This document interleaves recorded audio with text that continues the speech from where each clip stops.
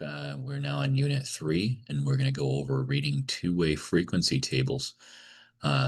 Two-way frequency tables organize data for two categorical variables in one single table. And we're going to learn how to read and create these tables, and then we're going to use them to compare groups, identify patterns, and determine whether there appears to be an association between two variables. Let's take a look at our first example here. And I have some steps written out as well for how to read a two-way frequency table. I thought it would be a little bit easier to write out these steps beforehand, just so that you can have them for your notes. If you need to take a screenshot too, that would probably be a good idea. So before we even get to this example, the first thing we want to do is we want to read the question and figure out what two categories are being asked about. Then we're going to find the row for the first category that we've identified, then look for the column, and then we're going to figure out where that row and that column intersect to determine what that number is that satisfies both conditions. So example one says that a university surveyed its students on their opinions of campus housing. And this two-way table shows data for a sample of 200 students who responded to the survey. And the question is asking how many female students in the sample had a positive opinion of campus housing. So we want to find the two categories that are being asked about. And it says how many female students, let me just open the colors here. How many female students had a positive opinion? So those are the two categories. I'm going to actually write this as a highlighter instead, because I'm going to highlight these columns for you. So I think that'll be a little bit easier to see. So female students, positive opinion. So if we highlight the column of positive opinion, and then we highlight the female students row, we can see where these intersect. And they intersect right at 42. So there's 42 students altogether. So female students, let me just fill out this, just so you can have this for your notes if you're writing notes. So female students and positive opinion for identifying the two categories. Finding the appropriate row in the table is female. That's the row. The column is positive opinion. And then where they intersect is at 42. That's their intersection. Okay, let's look at one more. Actually, I think we're going to do two more examples. So the first one had an intersection of just one value. I think this next example is interesting because we have a little bit more to do than just finding one value. Researchers once surveyed students on which superpower they would most like to have. And we have a two-way table, and it shows data for the sample of students who responded to the survey. We want to know how many students chose to fly as their superpower. So when we identify these two categories that are being asked about, we have chose to fly is one of them. You can see that's there as a category, flying. You just highlight that. That's our row. And then it says how many students chose to fly. Well, students is males plus females. So it's actually going to be both columns. So if we highlight in students and we look at the column for male and female, it's both of these columns. So we're going to highlight all of this stuff. And now if we look for where the intersection is, the intersection is both male and female. We have two places of intersection. And so we're going to add those values together. So we get 26 plus 12 and that gives us 38 students. Okay. So that can happen sometimes with two-way tables, is we have to look at more than one row or more than one column, and we have more than one cell or entry that we have to add together to get our final answer for what the intersection is. Let's look at one more. I think this next one also is a good example of having more than just one cell as an answer. So this is a university survey. We have a two-way table. There's 200 students who responded to this survey. And it says how many students in the sample had a negative opinion of campus housing. Identify the two categories is our first step. So how many students, or the students, again, is male and female. So we have male and female, and that's just one category. And now we're looking for a negative opinion is our other category. So we're going to locate the row for the first category, and that's actually two rows because male and female are the students. Locate the column for the second category. That's for a negative opinion, and here's the column for the second category. And we can't really see the blue, the green goes over that, but just imagine this is all blue here also. So blue and green is where they intersect. And we've got 36 and 56. And so we're just going to add 36 and 56. And we get 92 students.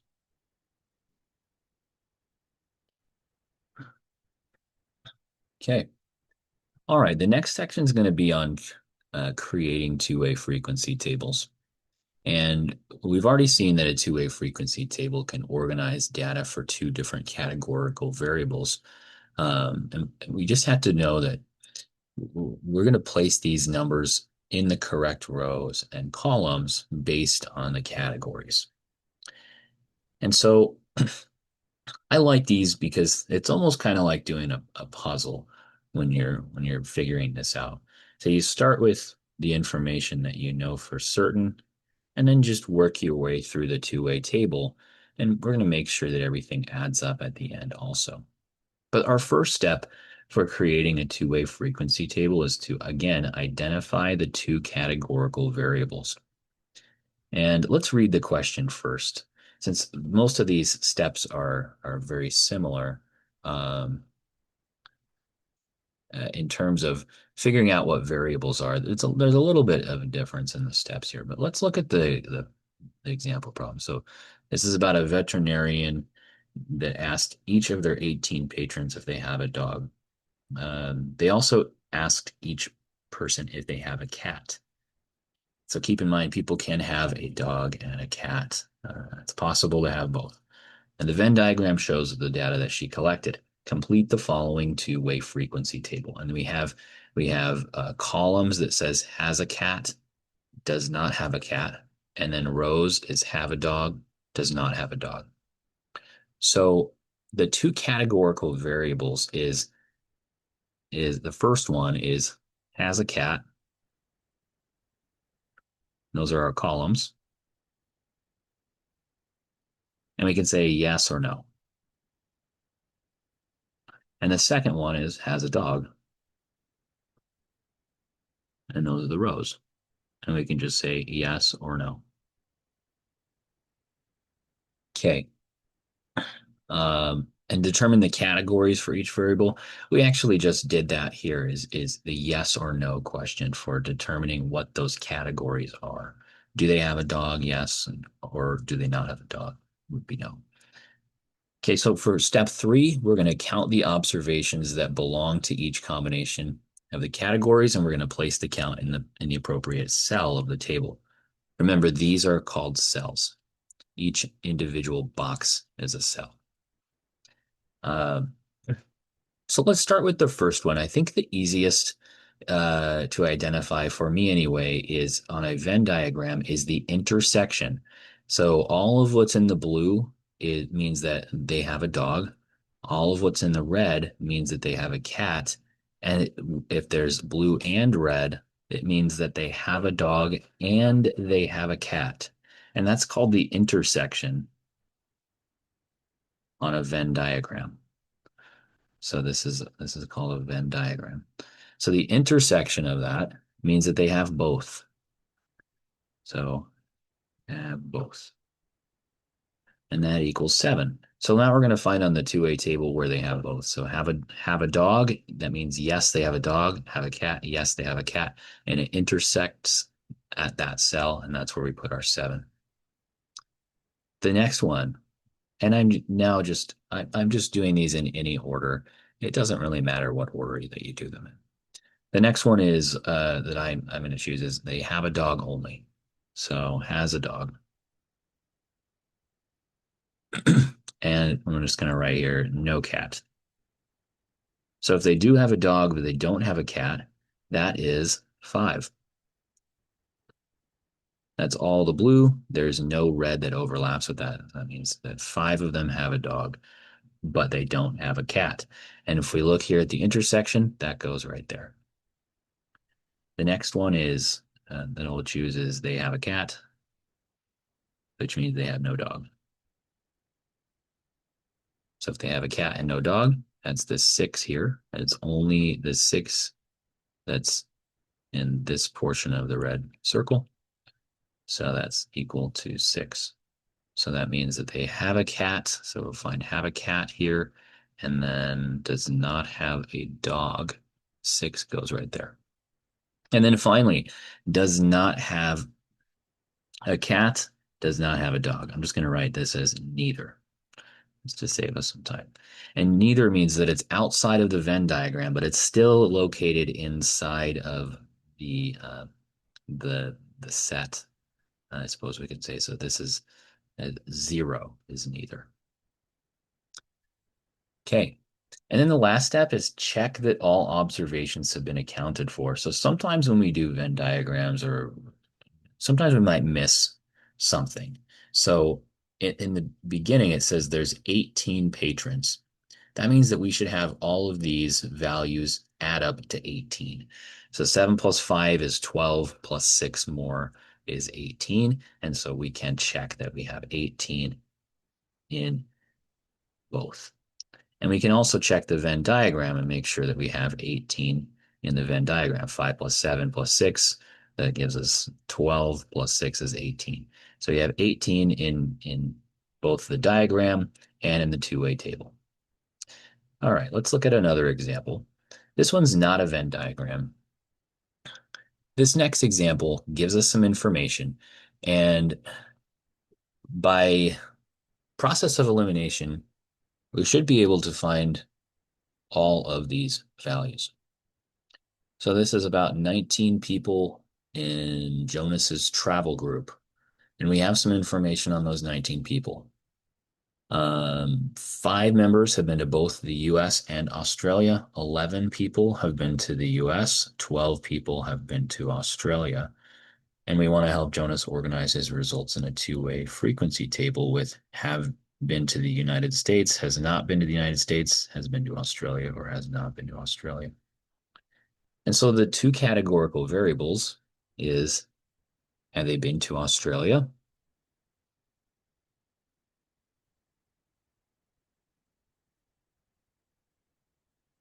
And then have they been to the US? And then the categories is just with each of these is just yes or no. Have they been there or have they not been there? So those are our categories. Now we're going to count the observations that belong to each category. I'm going to start with the intersection again, which means that they've been to both countries. So that's the intersection. Means that yes, they've been to the US, yes, they've been to Australia. And it says here on our first line, 5 members have been to both Australia and the US. So we're going to find the intersection of have been to the United States, have been to Australia, and we're going to put a 5 right there. Okay. The next one, if we just look at our information, I'm just kind of going to go down the line here. Let me just put a 1 here. So this is our first one, our second one. 11 members in total have been to the United States. So now it says in total, that's this. So we're going to write United States, yes, um, equals 11. We already know that. So here's the column that we're looking at. We already know that we have 5 people that have been both to the United States and Australia. And we know that this total equals 11 down here. And that's pretty simple. 5 plus 6 is equal to 11. So we'll put a 6 there. And you can write this algebraically. You could say 5 plus x equals 11, and then minus 5 on both sides, and you get x equals 6. If that helps you and you're one of those people that likes to do algebra, you can solve it that way too. All right, so the next piece of information they give us is 12 members in total have been to Australia.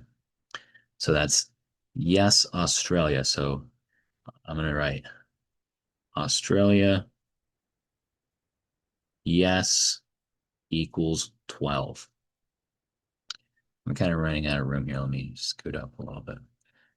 All right, so we're going to look at has been to Australia now. We're going to look at that row, and that equals 12 altogether.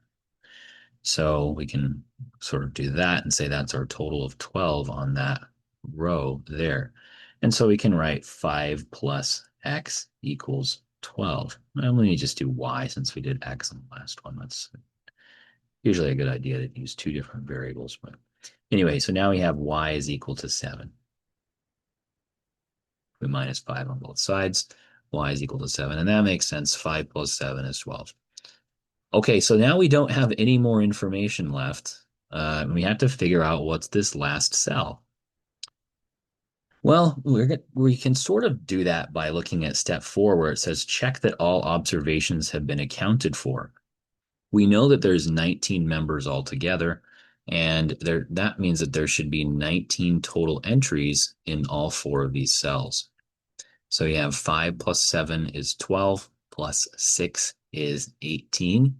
So that means we're just missing 1 more entry. And so that 1 would just go right here. So there should be 19 total in every 19 total entries should be for step 4. What we should put there for step 4. All right, next we're going to look at analyzing a two-way frequency table. And this section's no longer about finding the frequency. It's about finding the percentage or the probability of a particular group that's represented in the table. All right, so let's read our example, then we'll look at our general steps for analyzing the two-way frequency table. It says researchers once surveyed college students on their Facebook use, and the following two-way table shows data for the sample of students who responded to the survey. Approximately what percent of students in the sample do not use Facebook? And it says round to the nearest 1%. Okay, so our first step is we're going to read the question and figure out what quantity is being requested. Do we want a frequency? Do we want a total? Do we want a percent? Or do we want a probability written maybe as a fraction or a decimal? And in this case, it wants a percent. It says percent in our answer, so we're just looking for a percent. That's all we're doing for step 1. Step 2, it says identify the relative frequency. Locate the value that answers the question.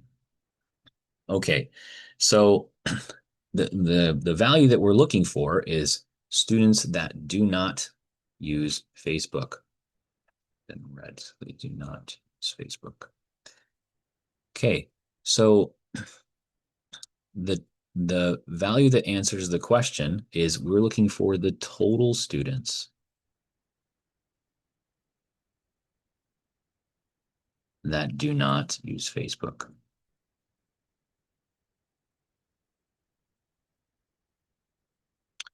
Okay, and the total students that do not use Facebook, here's the do not use Facebook column, and we have a total here of 71. So I'm just going to write 71 there. Okay. The next step is identify the appropriate tool. Determine whether to use the grand total, row total, or column total. So we want to know the frequency, how many students in total don't use Facebook. We know that that's 71, but now we want to know out of how many. We're going to use the grand total for this. So the grand total is equal to 219 students. So we have different ages of students. We have uses Facebook, does not use Facebook, and we're looking at just the grand total as our it's going to be our denominator of our fraction. So that's actually step 4. So we have 71 out of 219 students to figure out the calculation in terms of a percent. And so if we use our calculator, we get 0.3242 as a decimal. And then it says round the stated answer. That's just rounding to the nearest 1%. So if we write this as a percent, we get 32.42%. And just a very quick review. Remember, percent is part over total, and we get a decimal with our fraction. We just divide, get a decimal, and then multiply by 100 to change that to a percent. Now it wants us to round to the nearest 1%, and so that's just going to be 32%.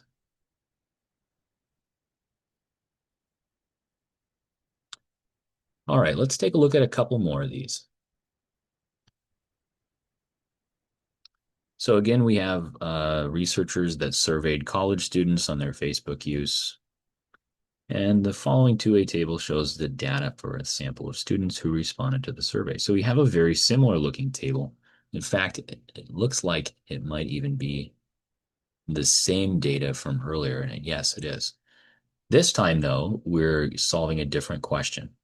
We want to know what fraction of the people were in the 23 and above age category. So here we're looking for a probability written as a fraction. Okay.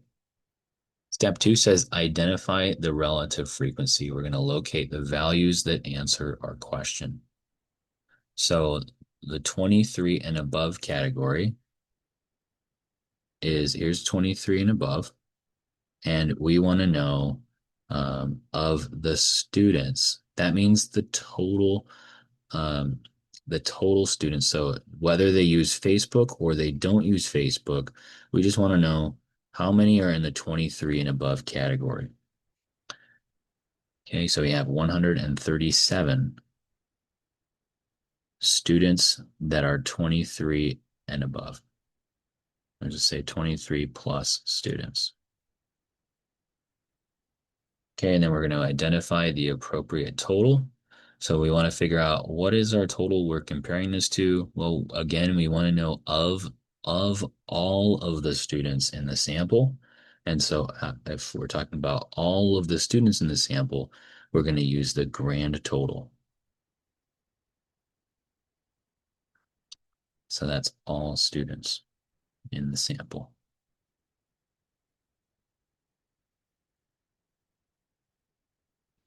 Okay, and that's 219. So we had 137 for the frequency out of 219. We're going to write that as a fraction and then just change that to, actually, we're not changing it to a decimal. We're going to check our multiple choice and see which one matches. And it looks like answer choice A is our answer. We don't have to worry about step 5 or rounding or changing anything to decimals. All right, here's the last example problem. This one is about a survey of recent college graduates from 2 different universities, and it's asking about their income. And we have 2A table data that shows information on a sample of graduates who ended up responding to the survey. we want to know what percent of graduates had an income under $20,000, and then we want to round our answer to the nearest percent. So that tells us right now for the first read the question problem, what quantity is being requested, we're looking for percent. Now we want to find the relative or the relevant frequency, and that is all the graduates that are making under $20,000. So this is all graduates that are under $20,000. And if we look at all of them, so here's under 20,000. There's our category there. And we want to find all of them. That's 75 students. I'm just going to write 75 so we can see that easier for later. 75. Now we're going to find the appropriate total. So again, we might want to reread the question for this. What percent of graduates in the sample had an income under 20,000? So it says percent of graduates in the sample. So if we're finding the percent of all graduates, we're going to use the grand total. So that's going to be our denominator. So again, we're going to use the grand total. And that's 300. 300 students altogether from both universities making all of these ranges of incomes. So that's the total that were sampled in the entire sample. Then we're going to perform the calculation, 75 over 300, and that gives us exactly 0.25, which is 25%, and we don't have to do any rounding. Let me just get 25%. All right, so that's everything on the introduction of two-way frequency tables, how to read and create them, as well as how to analyze what we can find in terms of percentages or fractions when looking at the frequency and the totals of different variables.